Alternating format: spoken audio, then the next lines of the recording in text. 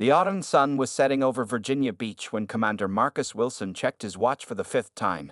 His daughter Jasmine always texted when track practice ended at 5:30 p.m., but today, his phone remained silent. At first, he tried to stay calm, knowing teenagers sometimes lose track of time. But Marcus hadn't survived 15 years as a Navy SEAL by ignoring his instincts. He paced in the kitchen of their two-story home, where medals and family photos shared wall space. His wife Sandra, a pediatric nurse, was working the night shift at the hospital. The chicken stir-fry he prepared for dinner grew cold on the counter. At 6:15 p.m., Marcus called Jasmine's phone again. It went straight to voicemail. "Hey baby girl, just checking in. Call Dad back when you get this." His voice remained steady, but concern crept into his dark brown eyes. He dialed Coach Thompson next. "Evening, Coach. Is Jasmine still at practice?" "Commander Wilson?" "No, sir. Practice ended on time today. Jasmine left with the others around 5:35. Marcus's military training kicked in. He grabbed his car keys and leather jacket. "Did you see her get to her car?" "Can't say I did, but nothing seemed out of place. Is everything okay?" "I'm heading to the school now. Please call me if you hear from her." Marcus ended the call and was already backing his black SUV out of the driveway. The drive to Oceanfront High School usually took 15 minutes. Marcus made it in 10, his mind racing through possibilities. Jasmine was a responsible kid, student body president, track team captain, and early admission to Howard University. This wasn't like her. The school parking lot was nearly empty when he arrived. Only a few cars remained, mostly belonging to teachers working late. Marcus spotted Jasmine's blue Honda Civic in her usual spot near the track field. His heart rate quickened as he pulled up beside it. The driver's side door was unlocked. Marcus pulled out his phone and turned on its flashlight. Inside, he found Jasmine's track bag still on the passenger seat. Her water bottle had spilled, soaking some papers on the floor. But what made his blood run cold was her phone, cracked and lying under the seat. Marcus stepped back and surveyed the area. His trained eyes caught details others might miss. Scuff marks on the pavement. A hair tie, the purple one Jasmine had worn that morning, lying a few feet from the car.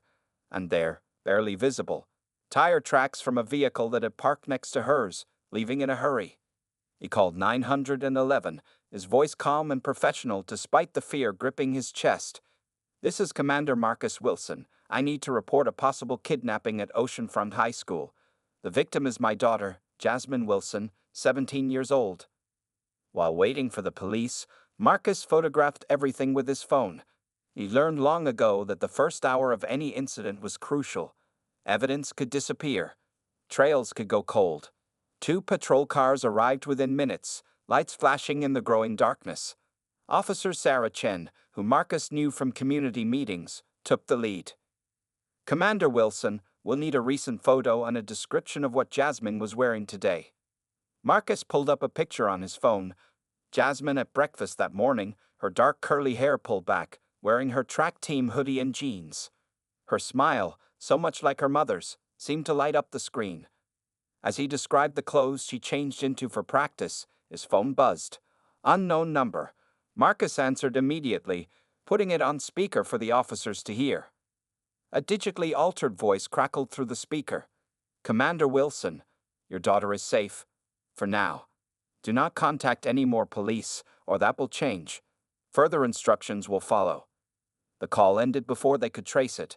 Officer Chen was already radioing for backup, but Marcus barely heard her. His mind was shifting into the focused state that had served him through countless missions. Someone had taken his little girl, his and Sandra's miracle baby who came after years of trying. Someone was about to learn why Navy SEALs were the most feared special operations force in the world. Looking at Jasmine's car one more time, Marcus made a silent promise. He would find her, and God help anyone who had harmed a hair on his daughter's head. Officer Chen touched his arm. "Commander, we should head to the station to set up a command center." Marcus nodded, but he already knew this wouldn't be handled through official channels alone. As he followed the patrol car out of the parking lot, he pressed speed dial number 3, his old SEAL team leader.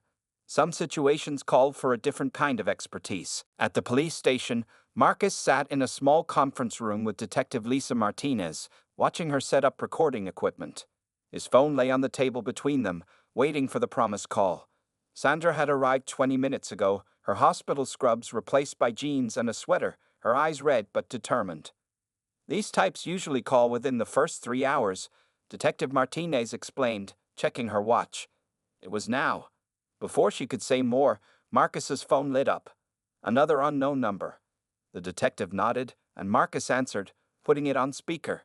"Check your email," the distorted voice commanded, then hung up. Marcus opened his inbox. A new message appeared from an anonymous address. Inside was a video link. Detective Martinez quickly connected a laptop, making sure to record everything. The video started playing. The image showed Jasmine sitting on a metal chair in what looked like an old warehouse. Her hands were tied behind her back, but she was alert and seemingly unharmed. 3 men wearing black ski masks stood around her. Their body language showed they were amateurs, nervous, shifting constantly, gripping their weapons too tightly. "Listen up, Commander," one of them spoke, his southern accent thick despite trying to disguise his voice. "We know all about you. The big-shot Navy SEAL who thinks he's better than everyone else. Living in that fancy house, driving nice cars." The second man cut in. "Your kind doesn't belong in our neighborhood. But maybe we can work something out." He moved closer to Jasmine, who held her head high, showing the same strength her father had taught her. Sandra gripped Marcus's hand as the third man named their price. $1 million. Cash, you got 48 hours. The video continued with more racist taunts, but Marcus was already analyzing details. The warehouse's metal walls had a distinctive rust pattern. Through a dirty window, he caught a glimpse of what looked like an old railroad tower, one he recognized from the industrial district near the port. His phone buzzed again. This time it was Jake Sullivan, his former SEAL team leader, now working private security. "I'm 10 minutes out," Jake said simply. Detective Martinez was coordinating with her team, but Marcus knew they'd have to follow procedure, get warrants, wait for approval. His daughter didn't have that kind of time. When Jake arrived, he looked exactly as Marcus remembered. Tall, weathered face, alert eyes that missed nothing. They stepped outside to talk privately. "You saw the video?" Marcus asked. Jake nodded. "Sent it to my contact at the FBI. He's running voice analysis, but these guys are locals. That accent wasn't faked. And did you catch the train tower?" "Norfolk Southern's old yard. There's about 5 warehouses in that area. 3 that match what we saw in the video." Jake pulled out his phone, showing satellite images. "My team's already running surveillance." Quietly. Back inside, Sandra was giving the police details about Jasmine's activities, friends, anyone who might hold a grudge. Her medical training helped her stay focused, treating this like any other emergency. Marcus's phone buzzed one more time. The anonymous emailer again, but this message was different. Just 3 words. "TikTok, boy." Something in Marcus snapped. Not at the racial slur, he'd heard plenty of those before. But the way they used it, thinking they could intimidate him, thinking they had power over him because of his skin color. They had no idea who they were dealing with. Jake saw the change in his friend's face. He'd seen that look before, in countless missions where Marcus had led them through impossible situations. It was the look that had earned Marcus the nickname Silent Storm, calm on the surface, but unleashing precise, unstoppable force when needed. "How do you want to play this?" Jake asked quietly. Marcus looked at the police busy with their procedures, then at Sandra, who gave him a subtle nod. She knew her husband, knew that sometimes justice needed to move faster than the system allowed. "We do this my way," Marcus replied. "Quick. Clean. By the book enough that Martinez can build her case afterward. But these boys need to learn some lessons about judging people." Jake was already texting his team. "Like that time in Baghdad?" "Similar, but this time, we're not just protecting a stranger's child. This is my baby girl." The 2 men headed out, their movements casual enough not to draw attention. But anyone who knew them would recognize the deadly focus in their eyes. In the coming hours, 3 racist kidnappers would learn the hard way that they had made the biggest mistake of their lives. Behind them, Sandra watched them go, then turned back to the detective. She needed to keep the official investigation moving, giving her husband the time he needed to do what he did best, solve impossible problems, and bring their daughter home. Marcus and Jake sat in Jake's unmarked van, parked 2 blocks from the Iron Horse, a notorious bar on the outskirts of Norfolk. Through high-powered binoculars, they watched as patrons came and went from the rundown building known for attracting a certain crowd. My contact says these guys hang out here, Jake explained, showing Marcus photos on his tablet. Meet Tyler Brooks, local troublemaker. That accent in the video matches his social media posts, and look who he's been spotted with. The surveillance photo showed Tyler with 2 other men, both matching the builds of the kidnappers from the video. They were walking into a shop that sold Confederate flags and racist merchandise. The tall one is Randy Hutchinson, Jake continued. Former security guard, fired for harassment. The third guy is Pete Miller. He's got a record: assault, theft, the usual stuff. They're all members of a local hate group. Marcus studied the photos carefully, memorizing their faces. They're not professionals. The way they held their weapons in the video, how they kept looking around. They're scared. They should be, Jake replied grimly. But here's something interesting. Brooks made 3 calls to this number last week. He showed Marcus a phone record. It belongs to William Hayes. Marcus's eyes narrowed. The real estate developer? The one trying to buy up properties in my neighborhood? The same. He's been pushing black families out, trying to redevelop the area. Your family's house is one of the few holdouts. Before they could discuss further, Jake's phone buzzed. One of his surveillance team members had spotted movement at the warehouse district. 3 men in a blue pickup truck had entered one of the buildings carrying supplies. Marcus checked his watch. 11:30 p.m., we need to confirm Jasmine's there before we move. Jake handed him a small thermal imaging device. Already on it. Team's got eyes on all sides. No one goes in or out without us knowing. They drove to the warehouse district, keeping their distance. The area was dark except for a few security lights. Perfect for what they needed to do. Marcus's phone vibrated. Detective Martinez updating him. The police were following leads, but everything moved too slowly. They needed probable cause, warrants, approvals. Marcus had none of those restrictions. Using the thermal imaging, they counted 4 heat signatures in the warehouse. 3 moving around, 1 sitting still. Had to be Jasmine. Look at this. Jake pointed to his tablet. He'd overlaid property records on the map. Buildings owned by a shell company. Guess who owns that company? Hayes, Marcus said quietly. The pieces were falling into place. This wasn't just about racism. It was about money, his property, his family's home. They watched Brooks and his friends leave the warehouse, probably heading to the bar. Only 1 man stayed behind to guard Jasmine. Marcus's phone buzzed again. Sandra had texted, "Do what you need to do. Bring our baby home." Jake noticed Marcus checking his tactical gear. "You're going in now?" "Just reconnaissance. Need to confirm it's her. Get the layout." Marcus's voice was calm, but his eyes had that focused look his SEAL teammates knew well. "Martinez won't like this." "Martinez needs evidence. I'm going to get her some." Marcus checked his non-lethal weapons, zip ties, stun gun, pepper spray. "These boys want to play soldier? Let's show them what a real operator can do." Jake handed him a small camera. "Wear this. Everything gets recorded, covers us legally." Marcus nodded, then moved silently into the darkness. 15 years of special operations had taught him how to become invisible, how to move without making a sound. He blended with the shadows, getting closer to the warehouse. Through a dirty window, he finally saw her. Jasmine was still tied to the chair, but she sat straight, eyes alert. Even in this situation, she showed the strength that made him proud. The guard was half asleep, more interested in his phone than his prisoner. Marcus took pictures of everything: the license plate on the blue truck, the guard's face, the warehouse layout, evidence for Martinez, but also intelligence for what would come next. Returning to Jake, Marcus started planning. Soon, these men would learn the difference between playing at being tough and facing a real warrior. But first, they needed to make sure Jasmine stayed safe.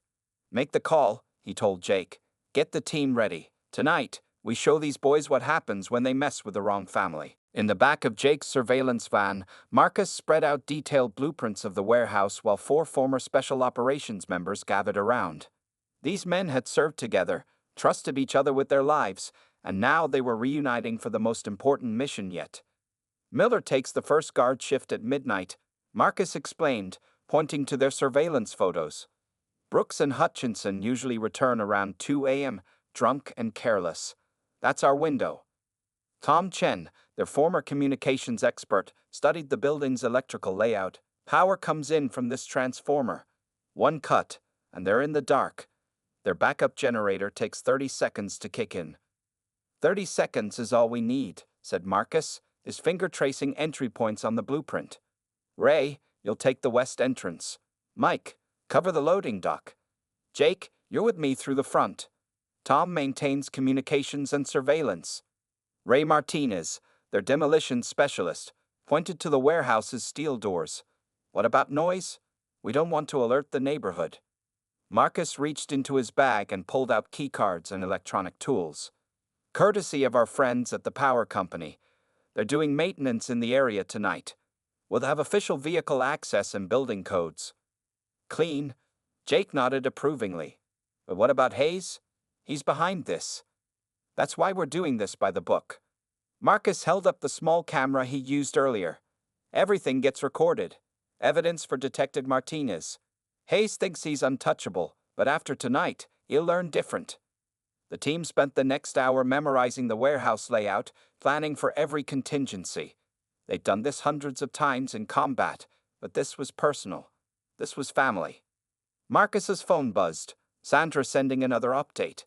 The police had questioned Hayes, but he had alibis, paperwork, everything in order. Of course he did. Men like that never got their own hands dirty. Comms check, Tom announced, distributing earpieces. They were military grade, encrypted, impossible to intercept. Channel 3 for primary, Channel 5 for emergency. Marcus checked his gear one final time. Everything was non-lethal. They weren't there to hurt anyone, just to extract Jasmine and gather evidence. But these weapons, in trained hands, could still be devastatingly effective. What if they try to run? Mike asked, their former sniper now checking the tranquilizer darts in his rifle. Let them, Marcus replied.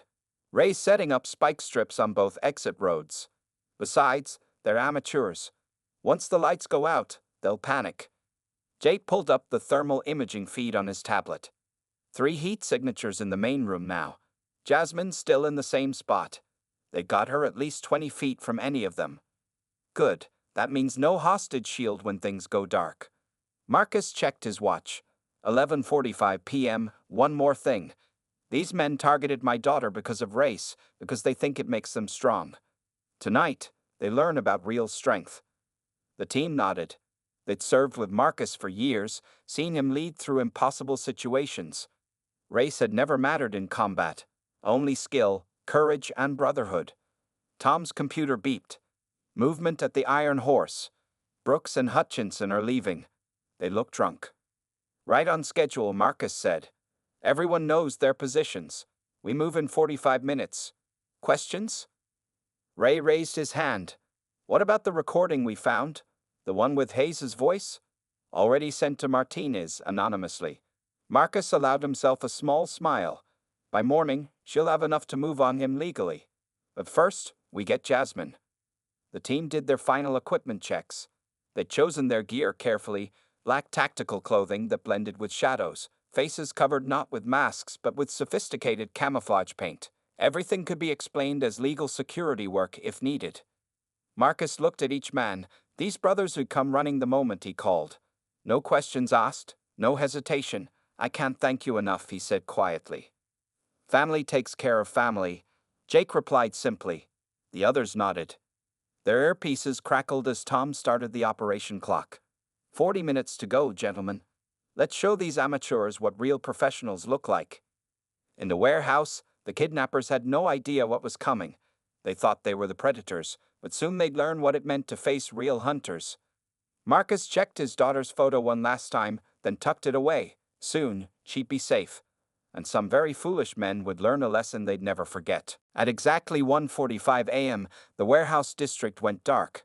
The power cut was so smooth, so professional, that even the security cameras went offline without triggering any alarms. Inside the warehouse, confusion erupted immediately. What the hell? Miller's voice carried through the darkness. Check the generator. Marcus, positioned near the front entrance, watched through his night vision goggles as the heat signatures inside moved erratically. The kidnappers stumbled around, using their phone lights, cursing as they tried to find the circuit breaker. 3 targets moving, all armed. Tom's voice came through the earpiece. Jasmine still secure, unchanged position. Marcus made his way to the side door, his movements silent from years of practice. Behind him, Jake covered their rear, both men invisible in the darkness. They could hear Brooks and Hutchinson arguing inside, their alcohol-clouded minds making them sloppy. Generator kicks in 30 seconds, Tom reminded them. Ray and Mike in position. Marcus reached the door, used the keycard, and slipped inside like a shadow. The kidnappers' phone lights bobbed in the darkness, making them perfect targets while revealing nothing of the approaching operators. 20 seconds. Marcus moved closer, passing stacked crates and old machinery. He could see Jasmine now, her outline clear through his goggles. She sat perfectly still, listening, understanding that something was happening. 10 seconds. Someone's here, Miller suddenly said, his voice shaking. He fired a shot blindly into the darkness, the flash temporarily blinding him. Hold your position, Marcus commanded through the radio. The shot had gone wild, hitting nothing. 5 seconds. Contact front, Jake whispered. Brooks had moved closer to their position, weapon shaking in his hands. The generator hummed to life, and dim emergency lights flickered on. But in those few seconds of transition, Marcus and his team were already moving.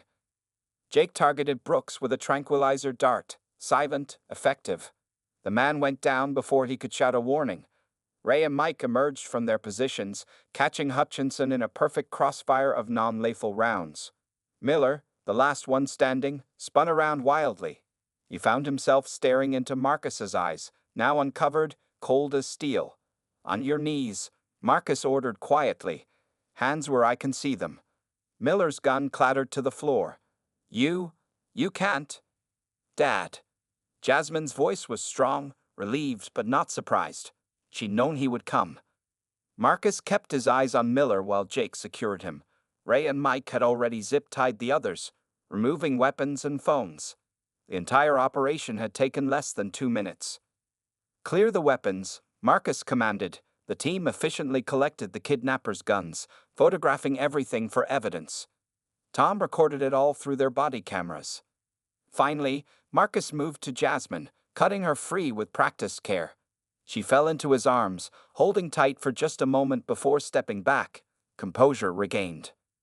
Are you hurt? He asked, checking her for injuries.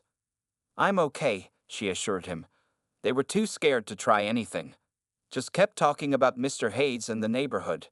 Marcus nodded. They'd gotten that confession on camera too. Please, Miller whimpered from the floor. We didn't mean. Save it for the police. Marcus cut him off. They'll be here in about 3 minutes. Detective Martinez is very interested in what you have to say about Mr. Hayes. The sound of approaching sirens filled the air.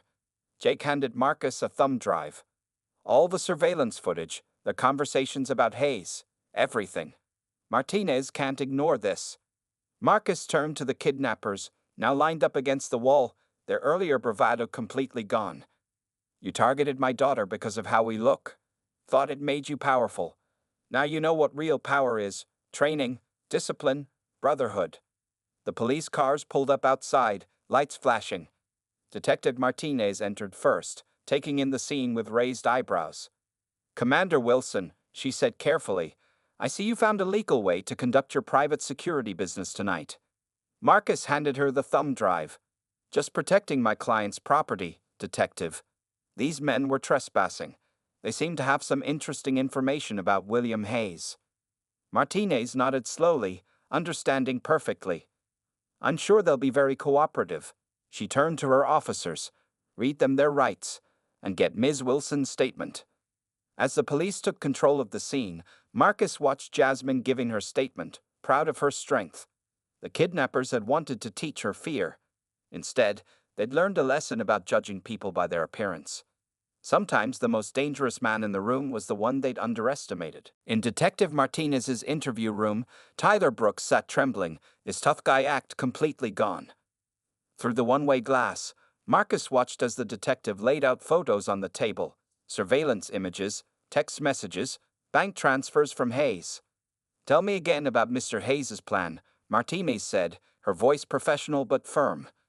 Brooks wiped sweat from his forehead. He said it would be easy money. Just scare the family enough to make them sell their house. Wasn't supposed to go this far.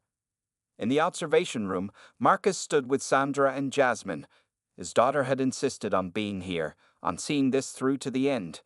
She hadn't shown any fear, only a quiet determination that made both parents proud. "Miller's talking too," Jake reported, entering the room. "Says Hayes has been doing this all over the neighborhood, hiring locals to intimidate black families into selling their homes cheap." Sandra squeezed Marcus's hand.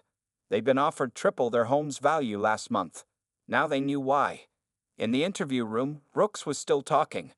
Hayes said nobody would believe them anyway. Said he had friends in the city council, that complaints would disappear. Like these complaints? Martinez spread out more papers. Dozens of reports from other families, all buried in the system, all involving Hayes's properties. Marcus turned to Jake. The others? Hutchinson broke first, giving up names, dates, everything. "These guys aren't built for real pressure." Jake checked his phone. "FBI's moving on Hayes now. His friends in the council are running scared." Through the glass, they watched Brooks sign his confession. He looked up suddenly, as if he could see through the mirror. Can I talk to Commander Wilson, please?" Martinez glanced at the observation room. Marcus nodded. When he entered the interview room, Brooks couldn't meet his eyes. The man who'd been so bold with a weapon, so full of hate and superiority, now looked small. "Commander," Brooks's voice shook. "I've had a daughter too. She's 7. I kept thinking, while we were holding Jasmine, what if someone did this to my little girl?" "But you did it anyway," Marcus said quietly. Hayes said it was just business, that nobody would get hurt. Brooks wiped his eyes. "Your daughter, she never showed fear. Kept telling us we were better than this, that hate was a choice." Marcus remembered teaching Jasmine that lesson years ago, after some kids had bullied her at school. Hate comes from fear, he told her, and fear comes from not understanding. She was right, Brooks continued.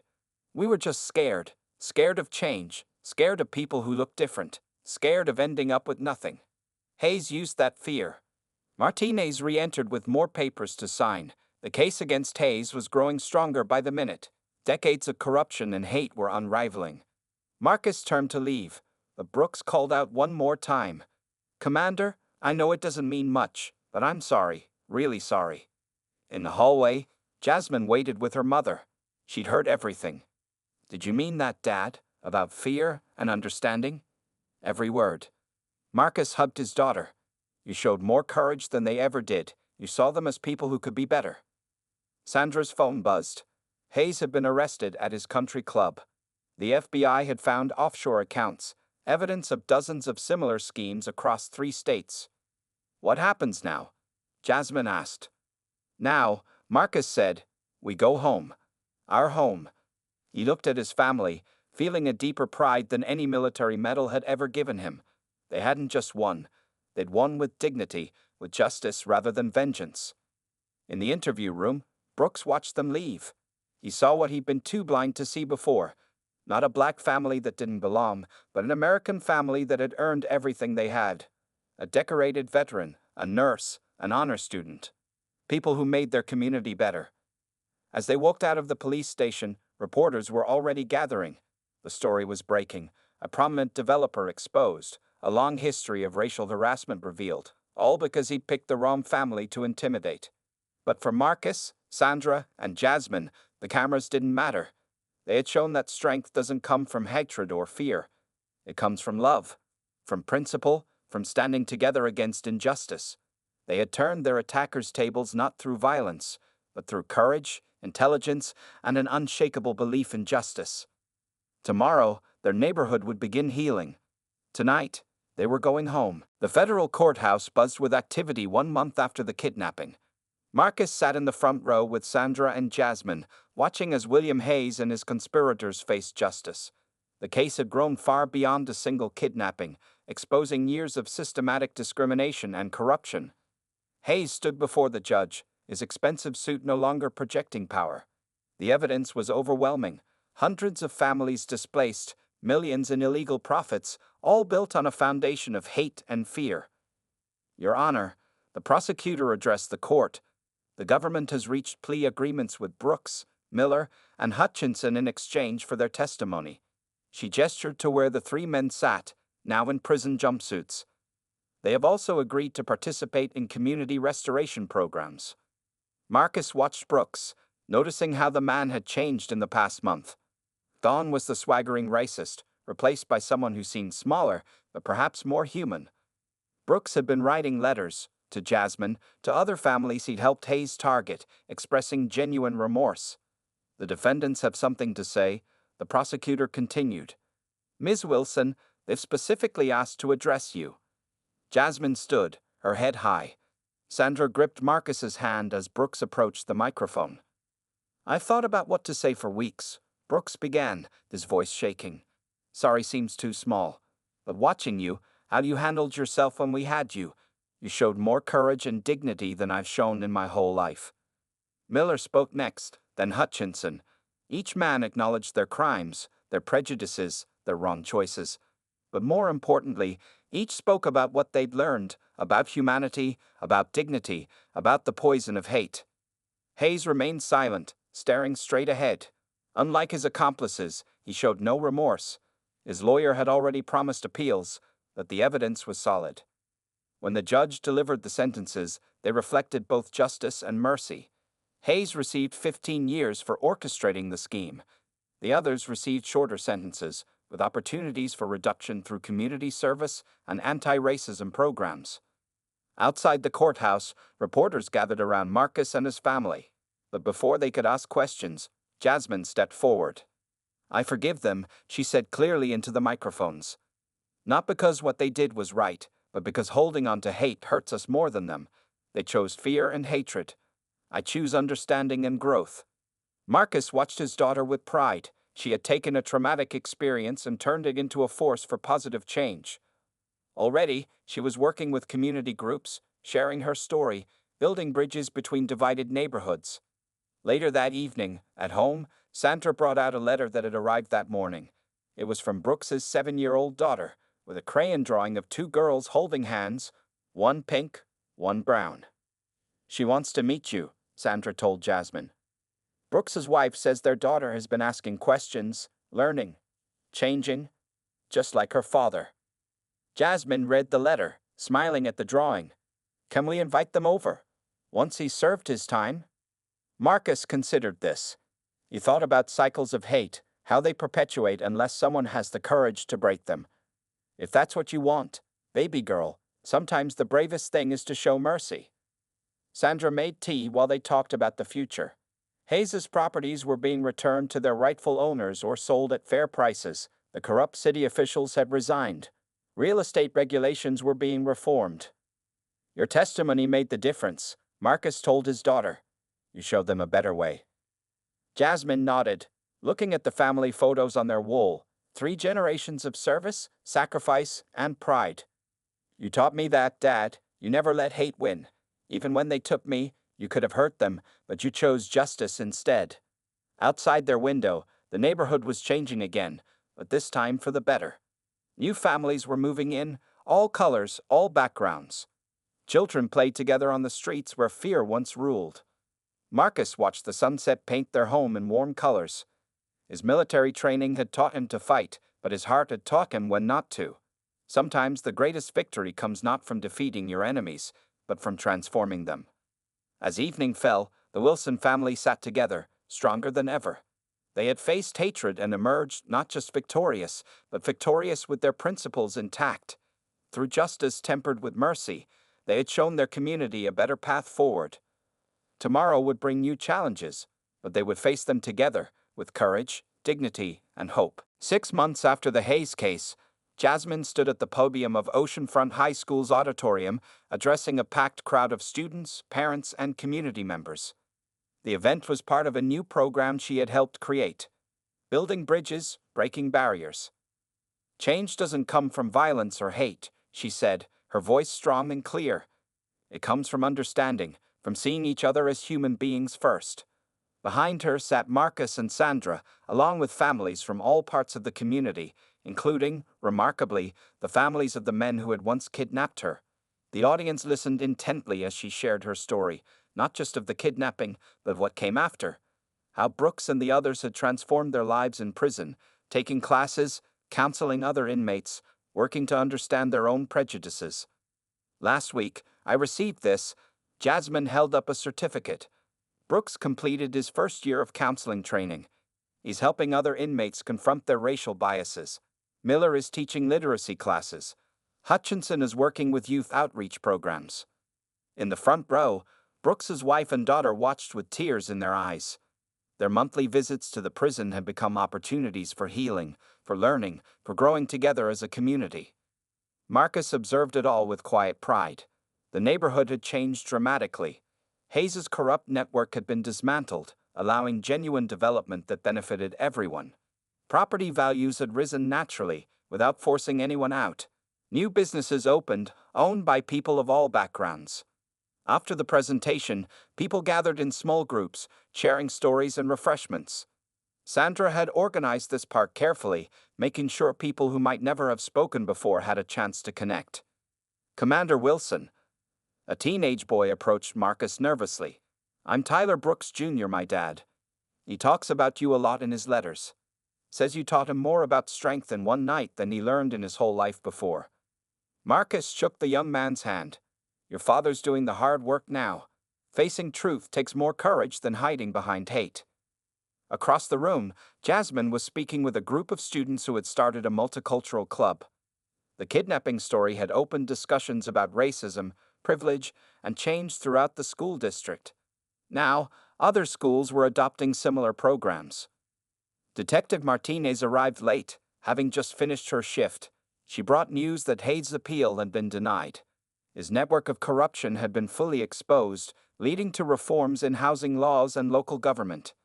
"You know," Martinez told Marcus, "when this started, I thought we'd just catch some kidnappers. Instead, we started a movement." Sandra joined them, carrying a thick folder. "The community center plans are approved. Brooks' wife is helping coordinate the programs for when he gets out next year. The center would offer job training, counseling, and education programs. It would stand on land once owned by Hayes, transformed from a symbol of division into one of unity." Later that evening, the Wilson family sat on their porch, watching the sunset just as they had done before the kidnapping. But now, their neighbors often joined them, families of all backgrounds sharing stories, food, and friendship. "Did you ever think it would turn out like this?" Jasmine asked, looking at the changes in their street. New families had moved in, but no one had been forced out. Children played together without seeing color as a barrier. Marcus thought about his years as a SEAL, about all the conflicts he'd seen. "Sometimes the greatest victories come from the battles we choose not to fight. You showed us that, baby girl." Sandra brought out a letter that had arrived that morning. It was from a national civil rights organization offering Jasmine a full scholarship for law school. They wanted her to continue her work on community transformation and restorative justice. "I think I'll accept," Jasmine said, reading the letter. "But I want to stay connected here, keep building what we started." As night fell, more neighbors gathered on nearby porches. Music played softly. Children's laughter filled the air. The fear that Hayes had tried to use as a weapon had transformed into something powerful and positive. Marcus looked at his family, at their community, and felt a deeper pride than any military honor had ever given him. They had faced hatred and emerged stronger, not by returning hate for hate, but by showing a better way. The story of a Black Navy SEAL's daughter kidnapped by racist thugs had become something more, a story of transformation, of justice tempered with mercy, of a community learning to see beyond color to the humanity that united them all. It wasn't a perfect ending, but it was a true one, and in its truth lay the seeds of real, lasting change.